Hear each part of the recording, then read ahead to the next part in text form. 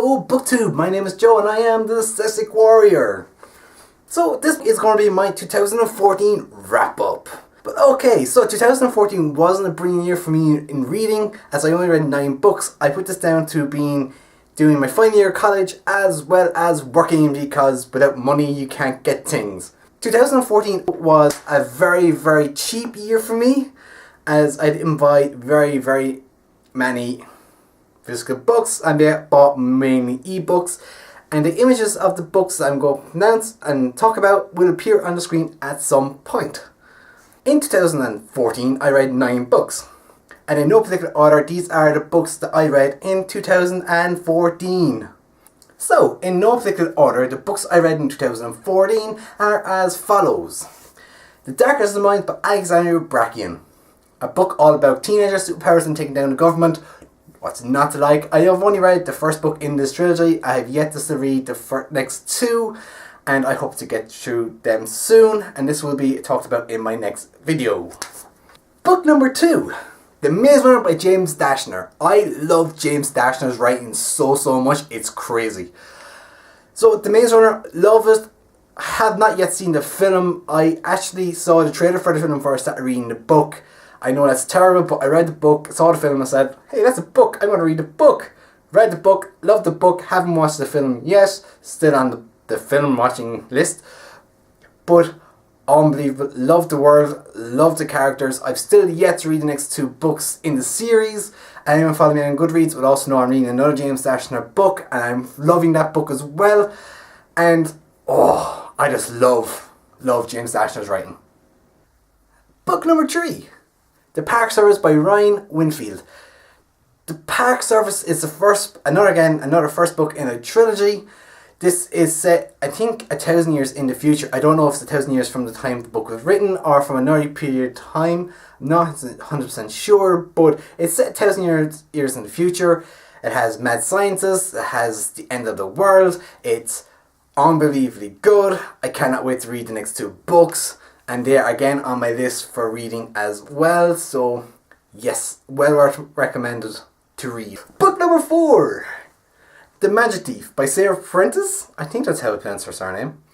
So this book was a book I read as a gap. I was looking for something to read, something light, something quick. And this turned out to be exactly what I wanted. And it was a really good read. I really enjoyed the story. I really liked the characters. Didn't like some characters, but really good book. It's one book in a many series. I don't think I'm going to continue reading the series. Maybe I will. I did start the second book in the series, but I stopped reading it for some reason. I was quite far in the series when I stopped reading, I was quite far in the book when I stopped reading it. So I might pick it up again and read it again to see if I can have the same feel for it. Book 5. The Unwanted by Lisa McMahon. Imagine, in a world where you're either wanted, necessary, or unwanted. If you're wanted, you go to university. If you're necessary, you go to work. And if you're unwanted, well, you die a terrible, painful death. Okay, this book is very cliche in a way. It's also been described and compared to The Hunger Games and Harry Potter. Throw that out the window straight away. You want to read this book, with a very open mind. The story is quite good, the characters are quite good, they need a bit more development, but the world itself is a quite fascinating world. I enjoy reading this book. It was one of these books that you could pick up and you can put down and you can read. It didn't have that page turning as you would like, but it still had some chapters so you still wanted to find out what happened in the next chapter. That only happened in maybe 5-6 chapters in the whole entire book, but at the same time you still wanted to find out what exactly is going to happen, so it's all good. Book 6. Infinity by Charlene Kayon. I'm not sure if I pronounced her surname right at all. I don't think I have at all. So this book is set on a timeline from the Dark Hunter series. I have never read the Dark Hunter series before. I might pick it up and see what it's like. But this is based on a timeline of Nick who I believe is one of the main characters of the Dark Hunter series, and of him being a teenager and before he becomes this person that's in the series of the Dark Hunter series. On the other side, this book was really good. I don't think you need to know the Dark Fantasy series in order to read this book. I read it, I loved it, and it had me laughing and kind of had me going like, oh god, what's going to happen next? And I think I spent like 2 days just reading this book. So really good book, and definitely recommend a read. Book 7. Midnight for Charlie Bone by Jenny Nimmo. This is the first book in the Children of the Red King series. Now, this book has again been compared to Harry Potter. I don't believe it should be compared to Harry Potter because it's not really anything to do with magic and school. Granted, if you have the abilities of the Red King, you go to this school, and what you do in the school because you have these powers is beyond me, because again, nothing to do with the storyline at all in the book. Again, I've only read the first book in the series. Again, maybe at some point I might continue on the series. I liked this book. It was nice, it was quick, it was fun, the characters were all lovely and nice, and you had characters that were haters, which I did actually have a hatred for some characters. And Jane just writes this book so brilliantly, because your hatred for certain characters comes from the actual character himself. It actually comes from Charlie's hatred of certain characters, and you just naturally hate those characters, and it's just brilliantly written, and to get that from the page to you is just mind-blowing. Absolutely mind-blowing. Really like this, and definitely give it a thumbs up to read. Book number 8. Hex Hall. I read Hex Hall early last year.